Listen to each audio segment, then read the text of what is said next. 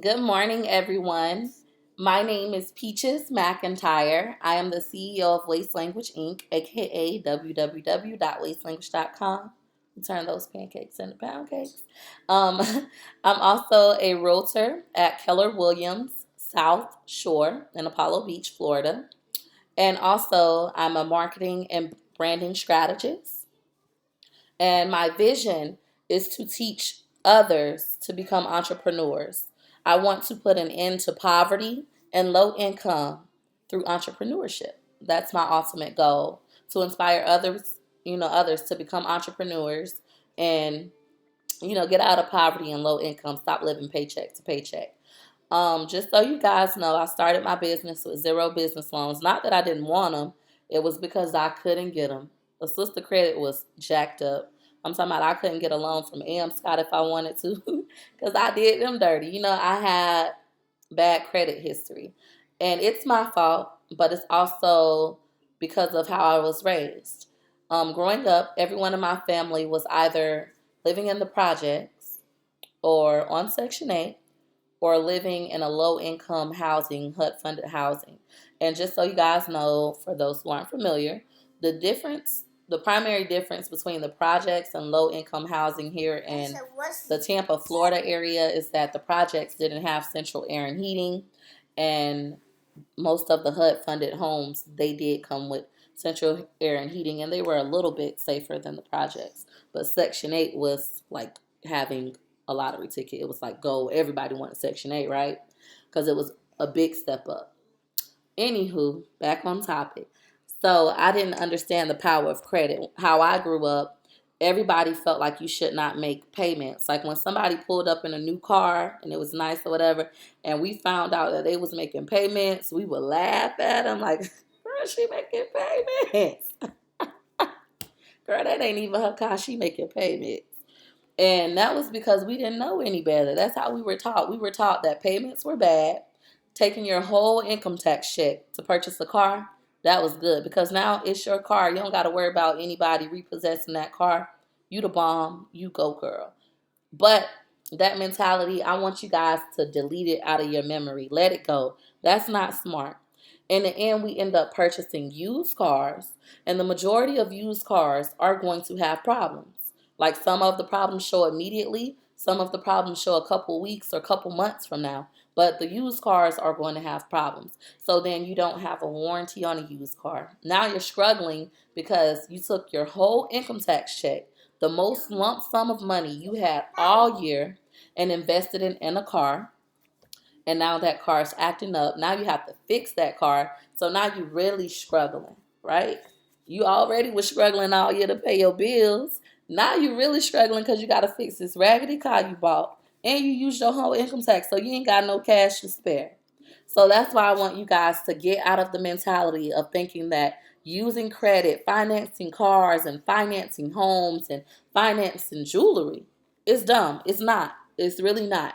Credit is a great thing, and we as African American people who grew up low income, we need to learn that it's power in that. I'm talking, guys, I had a bunch of money. I remember I had like 50 grand, and I couldn't get nobody to give me a loan. I had 50 grand in the bank and nobody would give me a loan because my credit was bad. I have horrible credit history. I owed Macy's, I owed Old Navy, I owed Sally Mae, I owed Scott, I owed Bank of America, I owed everyone. And I did not care. I remember I got a payday loan. Stop, Choice. That's my son. He's like jacking up my hair. He's like, who she think? She think she cute? She think she cute? She don't want to pay me attention. So I owe everybody, and I didn't care. I remember I got my first payday loan from Scott for $100. Paid it back. The next week, got another one. Paid it back, and got another one. Paid it back. So then they end up bumping my amount up. They let me get $300, a payday loan for $300, and I was so hyped up. I got it, and I didn't know how I was gonna pay them back. I could barely afford to pay the 100. That's why I kept borrowing it from you guys because I was struggling. Every time I paid y'all back that 100 plus the little interest, I was broke. So I had to keep doing it. I put myself in that position. So when they gave me $300, like, okay, you're showing us good faith. We're gonna up your amount to $300. Oh, baby, I ain't pay Am Scott back. Am Scott couldn't get nothing from me. My mama was like, Peaches, you could put a stop payment for the check, and the check won't go through, and so they can't never get their money. So you could keep your check, and you got their $300. And I was game for it. I was like, yes, honey, yes. I got their $300, and I got my check. Got him. Um, Later on in life, Amscon got me back because when I really needed that payday loan, guess what?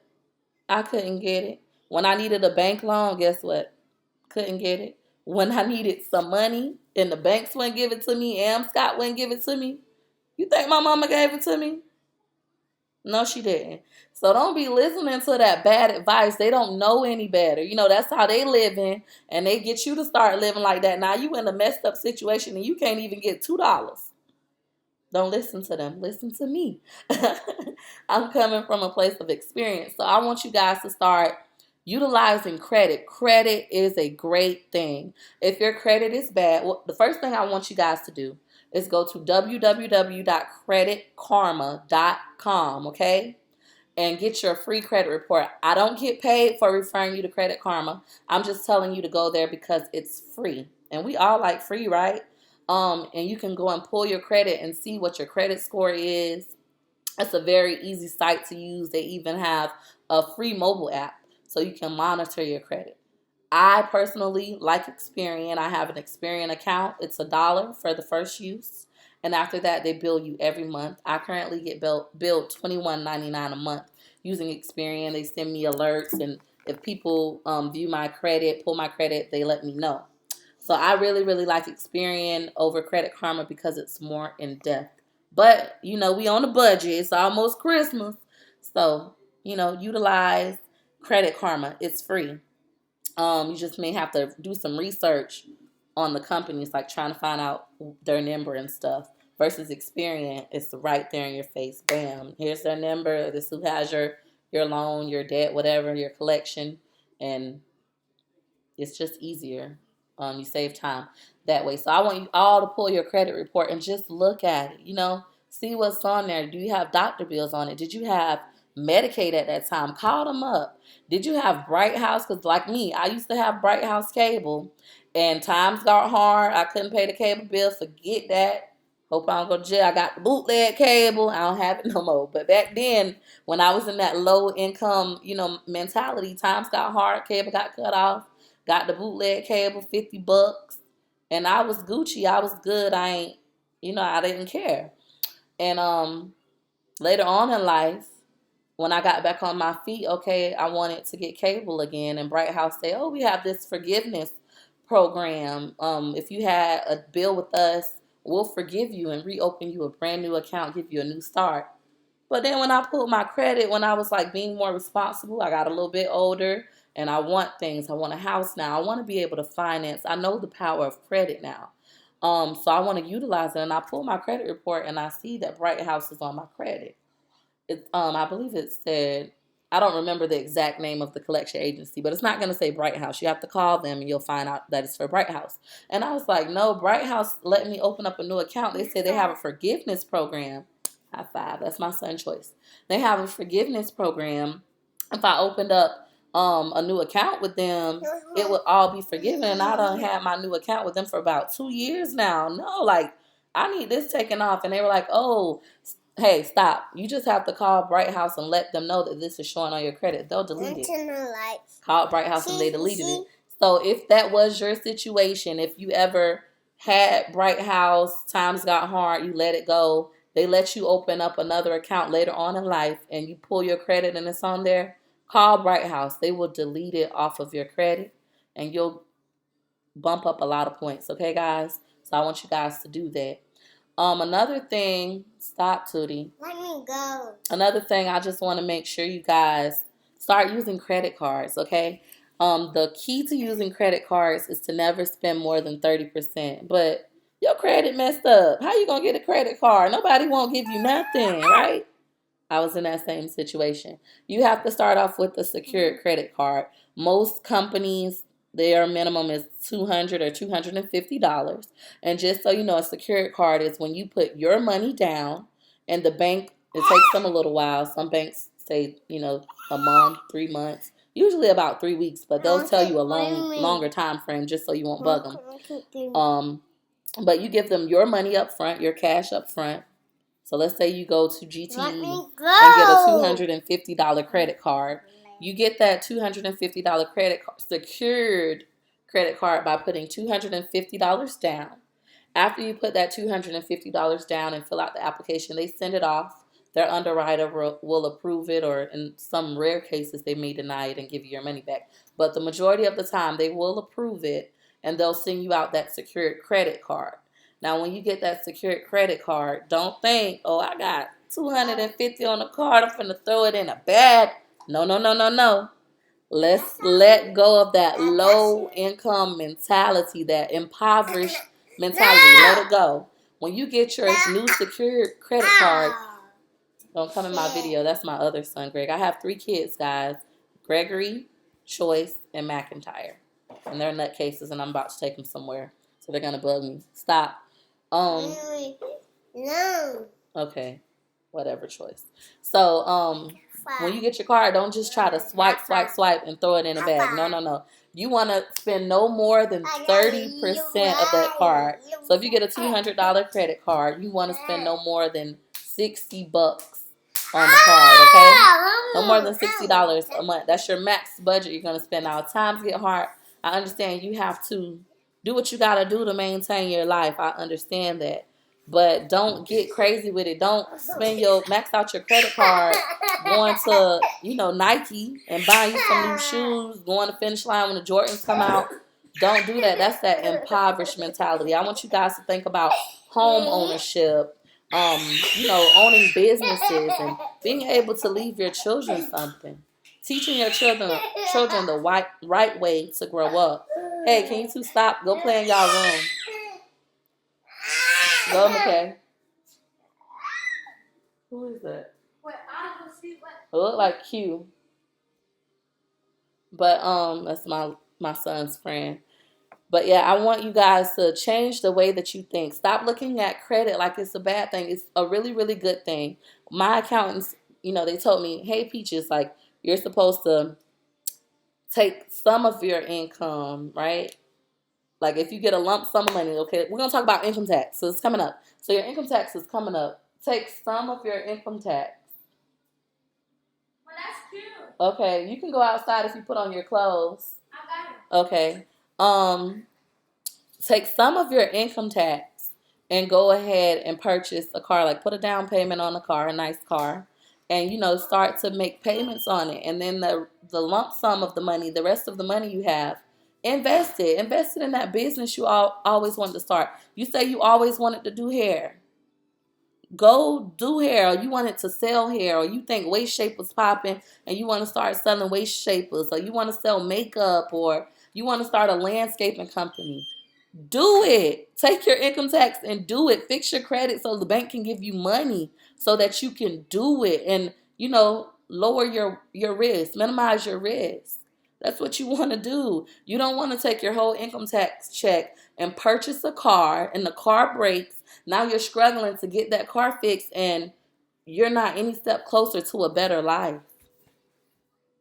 Some people may not agree with me, and that's fine. Let's just agree to disagree. But I'm coming from personal experience. I remember I had my student loan money one day. That's why I owe Sally Mae.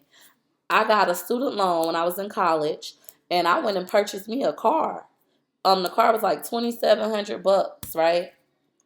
About a month later, I spent the whole student loan. It was like $3,000. Okay, I spent $2,700, doing the car, tag, title, all that stuff, and about rugs for the car, air freshener. I'm thinking I'm doing it up.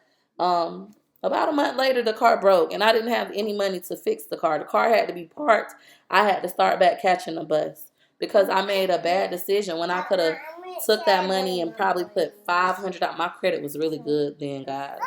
$500 or $1,000 down on the car and make payments. But I was so afraid because everybody in my family always said payments were bad, and I remember we laughed when people say they paying on stuff, like they paying on furniture, they paying on that living room set. No, it's not dumb. It's dumb if you're going to errands and they're not reporting those payments to the credit bureaus. You want to make sure you're going to people who are going to report your payments to all three. It's really four, but all three bureaus and not just one or not at all. So I don't advise that people go that route because then you're just wasting your time. You want to make payments and build your credit so that the banks can loan you money when you really need it, whether it be for a payday loan or, personal loan, or if you want to purchase a home. You have to start building that credit. We're getting older, guys. You can't continue to make the same decisions or you're going to continue to be in the same situations, okay? It's a lot of other stuff I want to talk about. This is just my first video of many. I hope that you guys all enjoy it. If you have questions, just ask me. If you liked it, give me a little like. If you didn't like it, I don't care. That's what I'm learning. One of my biggest fears why people never knew that I was the CEO of Waste Languages, not because of what they might say and they might not like me, but what I might say when they tell me they don't like me. Y'all know I got a smart mouth. For those of you who know me, y'all know, honey, I will read you, and I ain't talking about a book, baby. Pete Mike. But so that was one of the reasons I was really, really scared in that aspect. I didn't want to be one of those people just bashing people, or girl, she said this, and I didn't want to be talked about all the time. And I know I don't like keeping my hair done, my nails done, putting on lotion. See, I'm still ashy right now. That's just not me. But I'm trying to change because you have to brand yourself. That's something that I'm learning the hard way. Everybody knows, not everybody, but a lot of people know Waste Language. They've heard of Waste Language. They don't know that it's me, that I'm the CEO of Waste Language, that I created that name. I helped design that logo. I created Turn Your Pancakes into Pound Cakes. Ow, ow, ow. They don't know that that's me, and so now that I want to branch out and do other things, like my ultimate goal is to become a motivational speaker. I'm going to become a paid motivational speaker. And a lot of people don't know who I am. So they're like, why should we listen to you? We don't even know who you is. We ain't never seen you before. Who is you, girl? Who is you, girl? Like I'm writing my book. That's true. I'm writing my book. It's going to be released. Please stop. It's going to be released on April 16, 2016. April 16th, 2016, the second year anniversary of Waste Language, my birthday, McIntyre's birthday. So April gonna be like popping, pop. If you ain't got no haters, you ain't popping. But so yeah, that's coming out, my book. But the problem I'm running into now that I'm trying to venture off into other things, they like, who is you? Why should we listen to you? And now it's like, dang, I ain't never tell nobody that I was Waste Language. So now they don't respect me. They looking at me like. So my goal is to have you guys respecting the name Peaches McIntyre soon and very soon because I deserve it. I worked my butt off to get where I am. I'm no longer on Section 8. I'm 100% self-sufficient. Still got 0 business loans. But you do want to get some. Don't try to be like me. I've just been blessed. But yeah. So you have to like brand yourself. You have to let people know who you are. So I am Peaches McIntyre, CEO of Waste Language Inc., realtor at Keller Williams, South Shore, Apollo Beach, marketing and branding strategist. When I say I'm a marketing and branding strategist, that means that I help others market their businesses and develop their brand, okay? That's what I do. That's my passion. I love it. I get paid for it. You got to pay me. It's not free. And my vision is to end poverty and low income through entrepreneurship. I look forward to talking to you guys. Choice being a hater. Look forward to talking to you guys more and more and just letting you see my personality. And I hope you guys fall in love with me. And if you don't, oh well. I want to sit down. You want to sit down?